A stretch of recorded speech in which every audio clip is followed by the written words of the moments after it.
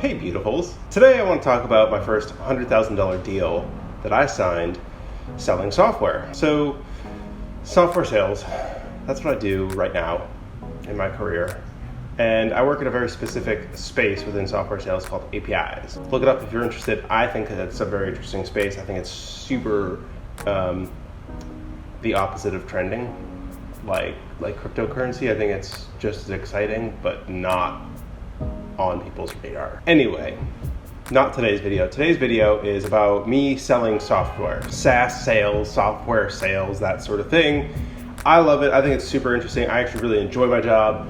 And today I want to talk about that first $100,000 deal that I signed. It's kind of a big deal to me. Also, there's like a lot of good lessons within this story. So the story begins with me. I worked at an API company where we sold API development tools to developers. We would sell into the Googles of the world, the Apples of the world, but also like every other software company that exists out there, basically, that has developers. Essentially, I was looking for companies that have hundreds of developers in their organization. And there's literally thousands upon thousands of these types of companies. So that was my first gig doing this in APIs. One thing that I did, I was actually the first sales rep for this company.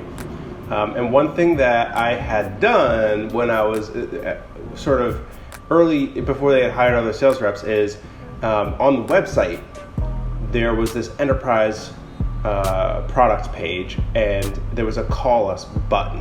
And on that call us button, it rang through to a system. And I just had, because I was the only sales rep at the time, I had just had it ring my cell phone directly. As we brought more people on, I never changed that. I probably should have, but I never changed that. So anytime someone would be on our website and wanted to just speak to someone regarding the enterprise product, it would just ring my cell phone. It only happened maybe 2 times a month, maybe 3 times, and I'd say half the time it was just a support call, basically. So it was more a waste of my time than helpful, but when I did get a solid lead from it, it made everything worthwhile. Well, I also had been traveling for work, and my company's headquarters, we had a headquarters in San Francisco, the US headquarters, and we had headquarters in Bangalore, India. And I was in Bangalore, India doing Q1 planning for the next year. I just arrived in Bangalore, and what do you know? I get one of these calls. Well, the thing about Bangalore is that a lot of the phone lines are strung through the trees, looks like this, and especially having an American phone, between the unreliability of the infrastructure and my phone not even being from the country I was in, it meant that sometimes my phone would work and sometimes it wouldn't, calling internationally. So I got this voicemail. My phone didn't even ring. I just got this voicemail, and it was from a nice gentleman. His name was Ken. We'll just call him Ken. His name wasn't really Ken, but I'm not trying to blow up anyone's spot. So Ken's like, "Hey, it's Ken calling from so-and-so software company." And I was like, "Oh, this is a software company I've been going after for a while. Great. This is interesting so far. Looking to purchase. I just have a few questions. Get back to me." And I was like, I just got this, literally it was within hours of me landing in Bangalore. Tried to ring him 1 time.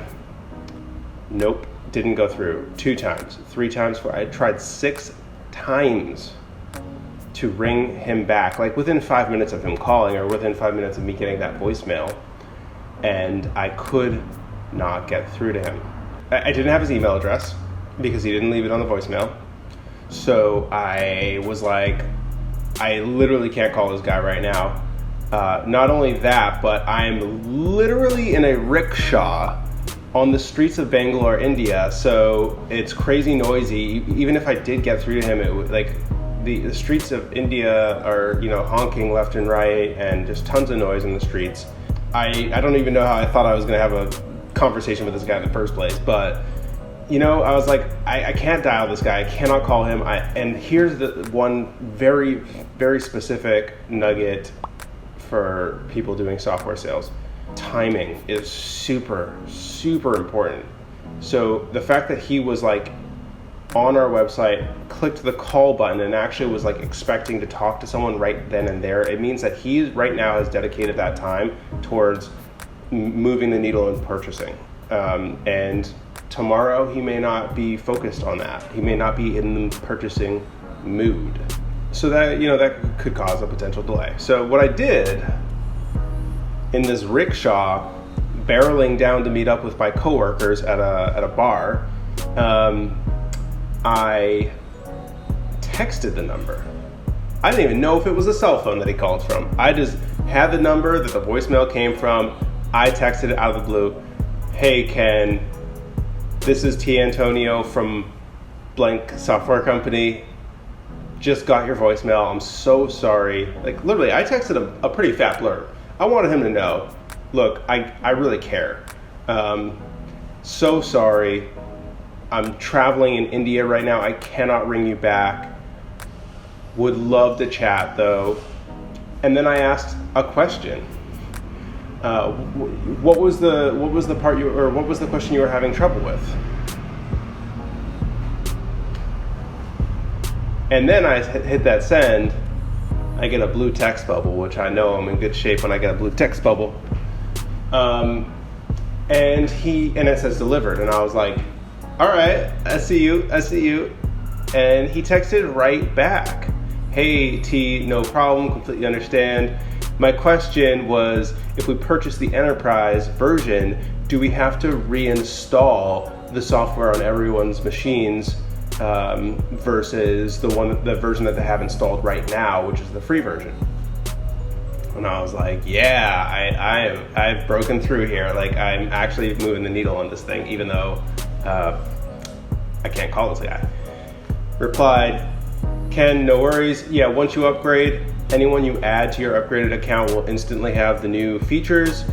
They do not need to reinstall anything. It'll be part of the client that they're using. No worries. And then I think I asked him, when are you looking to get up and running by? When are you looking to purchase by? And he said, within the next few weeks. And, as a sales rep, we don't believe that stuff. Like, oh yeah, 2 weeks? Yeah, sure. Until everything gets in the way. And then, that's sort of where we come in, because we're the ones tackling all the challenges along the way. Yeah, I took it with a grain of salt. 2 weeks, sure, cool, no worries. All right, here's what I'm gonna do. Let me get you, this was me being like pretty, I would say aggressive, not necessarily in the sense that you're used to, but pretty like assertive and pretty,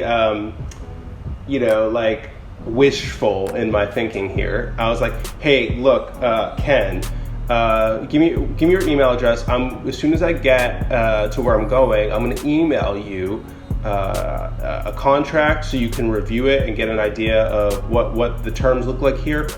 And I'm going to email you some added resources about our enterprise functionality for you to review and get an idea of what a world with our enterprise product is going to end up looking like.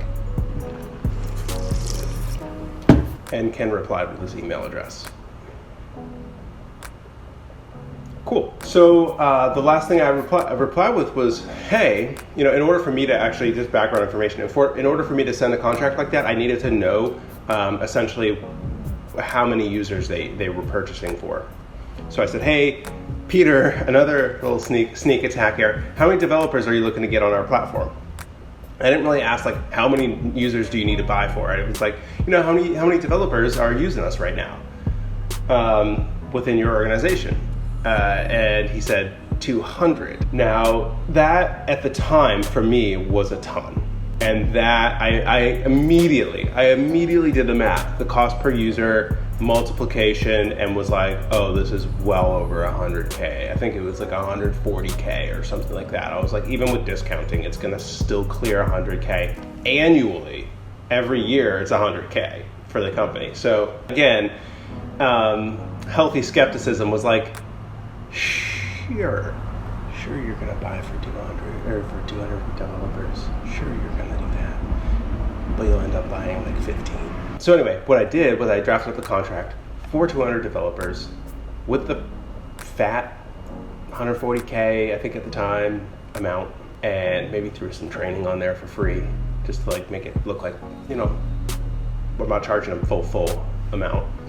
And I sent that off and I sent some extra resources, emailed it to him. Well, lo and behold, somehow through the good graces of God, he was able to get it run through his organization and approved.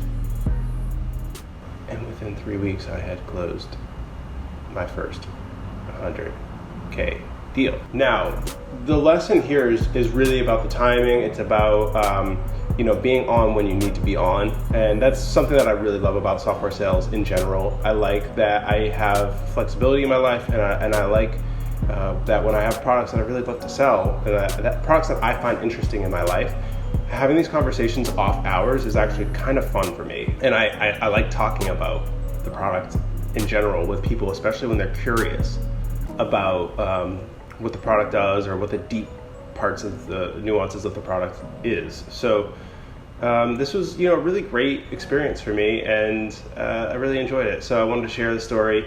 I've since closed many other larger deals than that, and I sort of love the space, software sales. So if you're interested in software sales, I think I'm going to make more videos on it based on this video, which I guess I'll just put a card up for, which is doing quite well. So apparently some people want to learn about this, which is cool. Thank you guys. Subscribe to the channel. Love you.